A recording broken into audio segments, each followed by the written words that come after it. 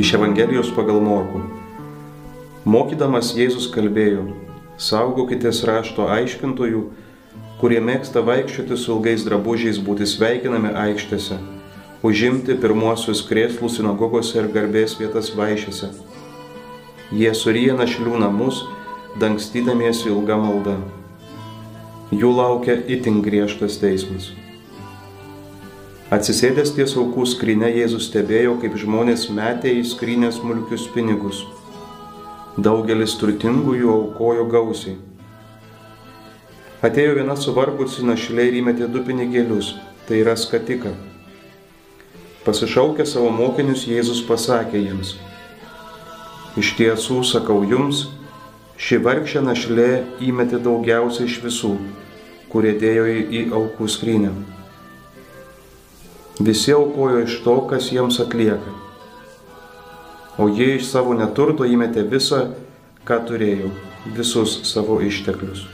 Broliai ir seserys, turbūt visi atsimenam Jėzaus paraginimą nepasiklysti ir nepradėti ieškoti mokytojų kitur. Sako, vienas jis yra mokytojas. Ir šiandieną Evangelijoje, šio sekmadienio Evangelijoje, jis prabyla į mus kaip tas, kuris turi ką pasakyti, kuris turi amžinojo gyvenimo žodžius, prabyla į mus kaip vienintelis mokytojas, gyvenimo mokytojas. Ir šiandien vėl esame kviečiami saugotis rašto aiškintojų, tų, kurie mėgsta būti pastebėti kaip ypač religingi, teisingi, maldingi. Vėl kažkaip prisimena Jėzaus paraginimas eiti į kambarėlį ir slaptoje išgyventi intymią bendrystę su viešpačiu, kuris laukia mūsų su tuščiomis širdimis, be jokių išskaičiavimų, be pražūtingų troškimų pavergti Dievą, įdarbinti Dievą. Saugotis rašto aiškintojų, mano galva, reiškia ne vien tų, kurie yra šalia.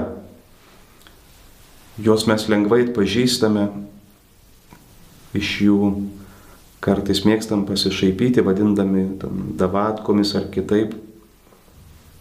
Daug sunkiau atpažinti rašto aiškintojo dvasią glūdančią manyje arba kiekviename iš mūsų. Kai mūsų viduje užgimsta teisumas, pareinantis ne iš Dievo meilės, kylantis ne iš Dievo atleidimų, o iš mūsų gerų darbų kraitelių ar mūsų sugebėjimo nebematyti savo trapumo, didžiuotis tariamais pasiekimais.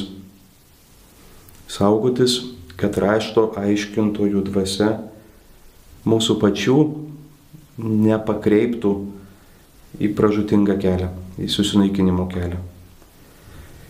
Ir vėlgi Jėzus atviras iki galo, jis neslepia būdų, kaip galima nuo to apsisaugoti.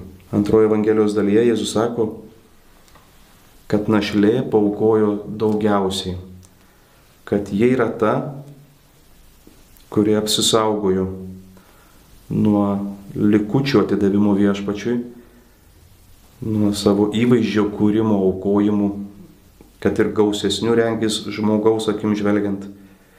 Bet Dievas žvelgia kitaip, jis žvelgia į širdį. Palaiminti turintys vargdienio dvasią, jų yra dangaus karalystės, skelbia viešpats, ir šiandien tą aiškiai matome. Jis pastebi ne sumas. Dievas ir jo meilė nėra perkama. Jis pastebi širdį ir širdies laikyseną. Ir neturtas nebūtinai vien materialinis. Iš tiesų yra palaiminimas, nes tuomet nebeturi kuo pasikliauti. Nei savimi, nei savo įtaka, nei savo riebumu. Tuomet gali pasikliauti vien viešpačiu, tuomet nebegali trukdyti Dievui išlieti savo visą galę, visą nugalinčią meilę, savo pretenzijom, savo labirintais mąstymo ar lentynėlėm, į kurias mėgini susigrūsti Dievą. Įpareigoti Dievą būti tavo patogų Dievą. Taigi 2 keliai, apie kuriuos kalba Evangelija. Vienas platus ir daug jų einančių, kitas siauras. Plačiu keliu žengiu tuo met, kai esu savim patenkintas ir pasitikintis savo gerumu. Jėzus sako, vienas Dievas yra geras, visokio gėrio šaltinis. Kitas kelias siauras, skausmingas, reikalaujantis pastangų, tai nesusireikšminti, neaptukti, nepaukti tariamais turtais, nes vienas Viešpats yra mūsų gelbėtojas, mūsų Dievas, visas mūsų turtas. Vėl kažkaip prisimena kitas Evangelijos pasakojimas, kur Jėzus pasakoja apie ūkininką, kurio laukai davė gausų derlių ir jisai sako, galiu sustoti, pastatysiu ten didesnius klojimus ir tada jau dėsiu riebų tašką ir sakysiu, galiu linksmai gyventi, pokeliaut, man visko gana. Tas man visko gana, aš visko pasiekiau, tikrai ne iš Dievo. Tai dažniausiai iš mano puikybės ir susireikšminimo. Visa, ką Viešpats duoda ne tam, kad atskirtų mus nuo jo, užstotų mums save, o duoda tam, kad galėtų per mus daryti savo gerus darbus.